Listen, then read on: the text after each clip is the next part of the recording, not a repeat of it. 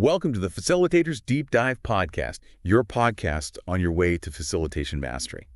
Welcome to the Deep Dive. Today, we're going to be exploring something pretty fascinating, intersubjectivity. We've got a whole bunch of academic research on, how we connect with each other as humans, and I really think you'll find it interesting, especially, if you think about those moments where you just click with someone, that shared understanding. Well, it turns out that's the foundation for so much, like empathy, communication, even our sense of self. Yeah, intersubjectivity, it's really more than just being in the same room as another person. It's got to be about like a much deeper shared experience, And this shared understanding we're talking about, actually think about this, even our sense of self. Yeah. That develops through interacting with others, right? I mean, it starts on the moment we're born. It's like we're hardwired to connect with each other. Yeah. And speaking of being hardwired, Daniel Stern, he called this evolving framework of shared experiences the intersubjective matrix, like a foundation for all our relationships. And speaking of foundations, did you know that babies, like literal minutes-old babies, they can imitate facial expressions? Well, it's incredible, isn't it? It really is. This neonatal imitation thing, it suggests that babies, they're not just passively observing, they're already actively engaging with other people right from the very beginning. Actually, researchers think this might tie into, the like me hypothesis. The idea that like newborns have this innate understanding that other people are, like me, and that this is like a building block for, getting to this whole intersubjectivity thing. It's like we're programmed to connect, right, from day one. Yeah. But it's got to be more than just mimicking. There's also that idea of alter-centric participation, actually being able to experience the world from another person's perspective. Right. It's like, when you're watching a movie and you get so into it that you feel like you're actually right there in the scene. You know what I mean? Well, that's alter-centric participation right there. It's not just about seeing what they see. It's like really feeling what they feel. And this is the basis of empathy, right? And actually, there's a pretty cool study with babies about spoon feeding. Even before their first birthday, they start to reciprocate the action, understanding the whole give and take of, interacting. Wow, so they're already internalizing like the actions of other people at such a young age. That actually reminds me of, mirror neurons. Oh, yeah, right. Mirror neurons, they fire both when we do something ourselves, but also, get this, when we see someone else doing that same thing. It's like our brains are trying on another person's actions, right? And experiencing them like internally. That's why we wince when we see someone get hurt, or, why some songs just like hit us right in the feels. It's like our brains are basically participating in the experience with them. So it's not just like about mimicry, it's about understanding those intentions, and the emotions behind people's actions, which seems pretty important for just navigating like the social world in general, right? Speaking of intentions and emotions, can't help but think about, the role of language in all of this. That's a great point, actually. Mirror neurons, they're actually thought to play a part in language development too, especially in Broca's area, which is, like essential for being able to produce speech. But even beyond that, just think about it. Language, it's all about understanding the meaning behind words, right? The intentions behind what people are communicating. And the research shows that social interaction is vital for babies to like crack the code of language. Patricia Kuhl's work on language acquisition, it really highlights that, doesn't it? Babies, they learn best from real people, not from, like screens. It's got to be that back and forth interaction, that shared attention that really matters. Exactly. It's that real human connection they need to really grasp language. And that brings us right back to, this whole idea of intersubjectivity. It's about that deeper sense of like, being on the same wavelength with another person. That shared understanding, it only comes from, that genuine human interaction. Okay, so we've got this wiring for connection right from birth. And those early experiences, those really shape our ability to understand and relate to others. So does that mean that we're also wired for empathy? That's a really interesting question. And the research actually suggests there's a pretty strong link between, those early experiences of warm and responsive caregiving and the development of empathy and pro-social behavior later on. When babies, when they feel secure and understood, it basically lays the groundwork for them to care for others. But what happens when those early experiences aren't so great? Like, what if they're negative or traumatic? Could that lead to a lack of empathy? Well, that's where things get, a little more complicated. There's research on what they call circular reenactment, which suggests that early experiences of, maybe abuse or neglect Unfortunately, it can increase the risk of those same behaviors being repeated later in life. It's like this cycle. It can be really hard to break. So it seems like these early interactions, they have this huge impact on our development, right? Like they actually shape how we connect with others throughout our lives. And speaking of connections, I'm curious about how these ideas play out in therapy. Well, Daniel Skern, who we were talking about earlier, he highlighted these moments of meeting in therapy. These are these moments of like profound shared understanding between, the therapist and the patient. Yeah. And they can be incredibly healing. It's about creating this space for that authentic connection. It really makes you think about how powerful, that shared understanding can be, that feeling of like truly getting each other, how powerful that can be, in the therapeutic process. And that actually brings up something I've been thinking about. If our brains are always kind of mirroring the actions and emotions of those around us, how much of our sense of self is actually shaped by, the people we interact with? Wow, that's a really insightful question. Makes you wonder about how interconnected all of our experiences really are, doesn't it? Like Hmm. how we actually become who we are. It really does make you think, doesn't it? Mm. I mean, just imagine how much we're unconsciously learning from each other all the Yeah. time. It's like shaping our sense of self through all these countless little interactions. Makes you think about how those, like those simple parent-child interactions we see every day, how those actually lay the foundation for social and emotional development. Yeah, those everyday moments, like playing peekaboo, sharing a laugh. It's not just, cute. It's like those are the building blocks. Yeah, It's in those interactions that children learn about reciprocity, turn taking, the simple joy of just connecting with another person.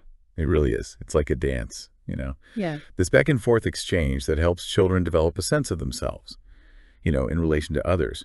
Even before babies can speak, they engage in these rhythmic exchanges of vocalizations and facial expressions with their caregivers. Researchers, they call them proto-conversations. It's like they're already having a conversation, just without words. It's like laying the groundwork for how they'll communicate later on. And this goes beyond just verbal communication, right? We were talking about those mirror neurons earlier. Could those be involved in, developing empathy too? Oh, absolutely. I mean, they very well could be. Remember, those neurons, they fire both when we experience something ourselves and when we see someone else going through it. So when we see someone feeling an emotion, our mirror neurons fire as if we were feeling it too. It's like fostering that sense of shared experience, which of course is the foundation of empathy. Right. That reminds me of emotional contagion, the idea that emotions can actually spread from person to person. Like, when you walk into a room where everyone's laughing and you can't help but feel a little bit lighter yourself. It's a powerful phenomenon, isn't it? Like we're all interconnected on this emotional level, constantly influencing and being influenced by the emotions of those around us. It really highlights how important it is to cultivate, positive and supportive relationships. It seems like intersubjectivity, it's not just some abstract idea, it's actually happening all around us. All the time, Right. shaping who we are, both individually and as a society. Thinking about how impactful those moments of meeting can be in therapy, what comes to mind is the concept of the intersubjective field. Oh, right. That's a key concept. It describes how that therapeutic relationship itself creates this unique space. Yeah. A shared reality where both the therapist and the patient, they bring their own experiences and perspectives. It's not just about the therapist analyzing the patient, right? It's this dynamic interaction where both people, they actually contribute to that healing process.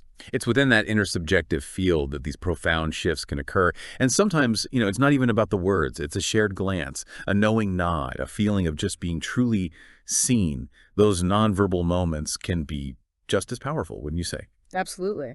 Words, they're only one part of the equation. Think about attunement. How caregivers, they just instinctively mirror and respond to their infant's emotional cues. It's the foundation of secure attachment. And that sense of being attuned to, of someone truly getting us, that creates a sense of safety and trust, right? That allows for vulnerability and openness. And that openness is crucial for growth and healing. Right.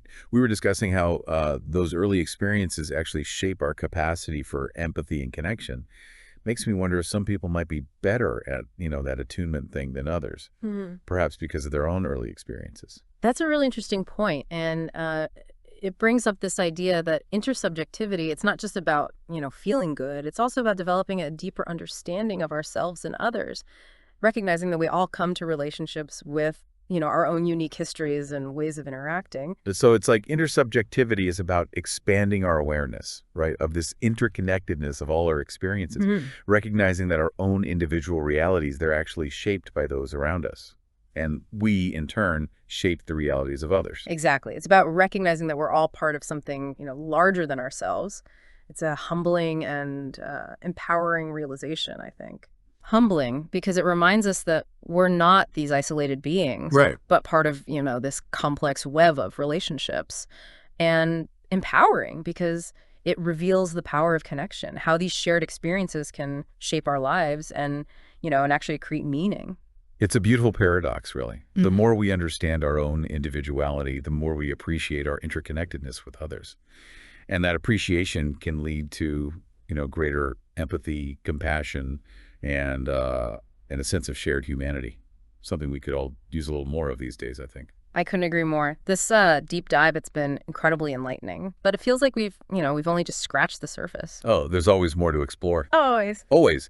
But perhaps, maybe we could delve into a different aspect of intersubjectivity now, how it plays out beyond just individual relationships. That's a great idea because it's not just about our personal connections, right? Intersubjectivity. It's in music, art, even politics. And I think it would be fascinating to see how this whole concept of shared understanding operates in those different spheres. Right. Think about the power of music, for example, Right. to create that shared experience, like a live concert, with the energy of the crowd, the collective emotion. It's like a collective trance, right? Yeah. Everyone's on the same wavelength. Isn't there even research showing that our brains actually synchronize when we listen to music together? There is, yeah. And it just speaks to that deep-seated human need for connection, for belonging. And it's not just music either. Dance, that's another powerful medium for, shared movement, shared rhythm, and nonverbal communication. A simple touch, a glance, a gesture, we convey so much without even saying a word. It's like tapping into this primal form of communication, something that goes beyond language and culture.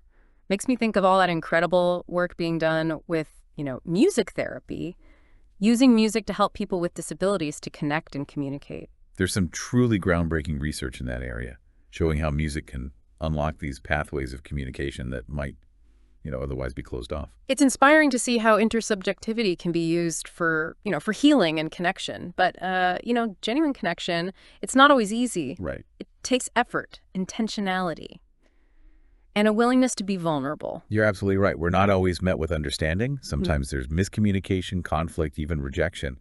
But the more we understand about, this whole idea of intersubjectivity, the better equipped we are to navigate those, those inevitable challenges. Instead of seeing those situations as, personal failures, we can see them as opportunities, right, for growth and learning. It's about developing this more nuanced understanding of, ourselves and others, recognizing that, we're all just doing the best we can with what we've got. Exactly. And that actually brings us to another interesting point. We've been talking about the benefits of intersubjectivity, but could there be a downside? What happens when that shared understanding? What if it's built on, misinformation or harmful ideologies? That's a thought-provoking question because it seems like those same mechanisms that can lead to empathy and connection, they could also be exploited to spread, harmful ideas. Right. Think about the dynamics of groupthink, for example. The desire for belonging, for that shared understanding. It can sometimes override critical thinking, and lead people to accept ideas they might otherwise question. That's a sobering thought. It really highlights how important it is to cultivate, critical thinking skills. Even as we strive for connection and belonging, we need to be able to evaluate information and make, informed decisions, even when those around us might be embracing a different perspective. It's about finding that, that delicate balance. Yeah. Embracing the power of intersubjectivity, but also, being mindful of its potential pitfalls. And that leads us to, I think, a final question for our deep dive today. How do we create more opportunities for genuine connection in a world that's increasingly, dominated by technology and virtual interactions? That's such an important question. It seems like there's this growing tension between, the virtual and the real. How do we bridge that gap? How do we use technology to actually enhance rather than diminish our sense of shared humanity? It's a challenge for sure. But understanding the power of intersubjectivity, it gives me hope hope that we can find creative ways to connect with each other, even in a rapidly changing world. I share your optimism. And on that note, I think we'll wrap up this deep dive. We've covered a lot of ground from, those foundations of intersubjectivity to its potential pitfalls and its role in, this technology-driven world we live in. It's been a fascinating exploration, and I hope it's left you with a sense of wonder and possibility, as it has for me. Me too. It's a reminder that we are all interconnected, in these profound ways. And that even in a world that can feel, increasingly divided, there's always the potential for connection, understanding, and empathy. Well said. And on that note, thanks for joining us for this deep dive into intersubjectivity. It's amazing how this idea of intersubjectivity, it really pops up everywhere once you start thinking about it. We've talked about relationships and child development, even therapy, but I'm curious about how it shows up in other parts of life. Well, think about politics, for instance. Successful political movements, they often really tap into a sense of shared understanding, right? That collective feeling of wanting change or, having shared values. Yeah, that makes sense. It's not just about logic and policy. It's about connecting with people on an emotional level. Right. Appealing to those shared hopes, those fears that, that we all have. Exactly. Charismatic leaders, they often excel at creating that sense of, we're all in this together, building that solidarity, that shared purpose, whether it's, a movement for social justice, a political campaign, or even, unfortunately, a more divisive ideology. You can see the power of intersubjectivity at play. Really makes you think about the responsibility that comes with, with wielding that kind of power. Because if we're not careful, those same mechanisms of shared understanding, they could be used to manipulate or, even exploit. Absolutely. It's a delicate balance. We need to be aware of how easily our desire for belonging and shared understanding, how that can be used to promote ideas that maybe aren't in our best interest or even harmful to others. So it's not just about feeling connected. It's about being discerning, right? About who and what we connect with. And that takes critical thinking. Absolutely. It's about asking questions, evaluating information, being willing to challenge our own assumptions, even when everyone around us might be embracing something totally different. It seems like the more we learn about this whole idea of intersubjectivity, the more complex it gets. It's not just about those warm and fuzzy feelings of connection. It's about understanding how those connections actually shape our beliefs, our behaviors, even our sense of self. Right. It's about recognizing that we're both individuals and part of a collective. Yeah. We're constantly influencing and being influenced by those around us. And that's a realization that can be both, humbling and empowering. It reminds us that we're not alone. Our experiences, they're all intertwined. And that we actually have this power to create positive change, through those very connections. This deep dive, it's really been an incredible journey. It's amazing how a concept that started with these tiny babies imitating facial expressions has brought us all the way to the complexities of politics and social movements, and even to those potential downsides of shared understanding. It just goes to show that intersubjectivity really is at the heart of what makes us human. It shapes our relationships, our development, our societies, and ultimately it shapes our understanding of ourselves and the world around us. I think that's a perfect note to end on. We've covered so much, but there's always more to explore. Absolutely. Thanks for joining us on this deep dive into the fascinating world of intersubjectivity. Until next time, keep exploring that power of connection and the ways in which our shared experiences, how they shape our lives. See you next time on the Facilitators Deep Dive Podcast, your podcast on your way to facilitation mastery. Until next time. See you then.